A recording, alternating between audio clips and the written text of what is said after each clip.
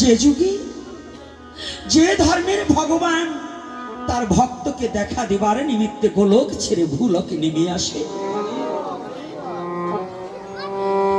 যে ধর্মের সৃষ্টিকর্তা নিজে শুধু পূজা চায় না, তার ভক্তকে ভালোবাসে কাঁধেও চড়াতে পারে, আপনি বলুন দেখি ইহার চেয়ে পবিত্র ধর্ম, ইহার চেয়ে চিরন্তন সত্য ধর্ম, এর চেয়ে আনন্দের ধর্ম আর কোথায় গিয়ে পাবে? হে যুব সমাজ, কি খুঁজে পাওয়া যাবে বাবা? হ্যাঁ, খুঁজিলে ভুবন পাবি না সে ধন, তোর জ্ঞান নয়ন না খুললে পরে। ব্রহ্মাণ্ড খুঁজিলেও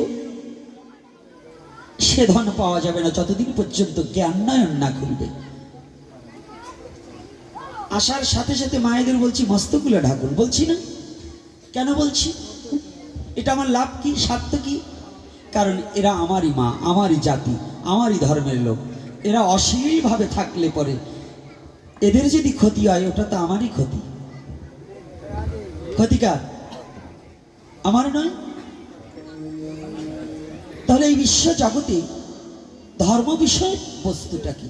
ধর্ম হচ্ছে একটা বস্তুর উপর দাঁড়িয়ে আছে, সেটা হচ্ছে বিশ্বাসের উপর। আগে বিশ্বাস, আগে ভক্তি নয়। আগে কি?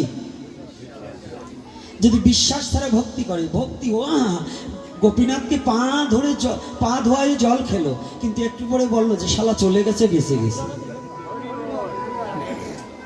আগে দেখালো ভক্তি, আর এবার কি বলছে?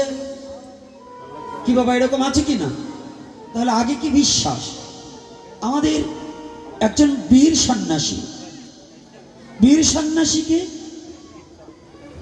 তিনি হচ্ছেন স্বামী বিবেকানন্দ। হরি বল হরি বল। এই স্বামী বিবেকানন্দ বললেন, হে জগৎজি, বিশ্বাস বিশ্বাস বিশ্বাস, আপনার প্রতি বিশ্বাস, আপনার প্রতি বিশ্বাস না আসিলে ঈশ্বরের প্রতি বিশ্বাস আসে না।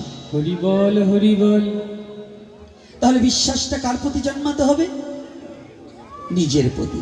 তাহলে নিজের প্রতি কি করে বিশ্বাস? এই বিশ্বাসটা থাকতে হবে। কোন বিশ্বাসটা? গোবিন্দ একদিন গৌরীলয়,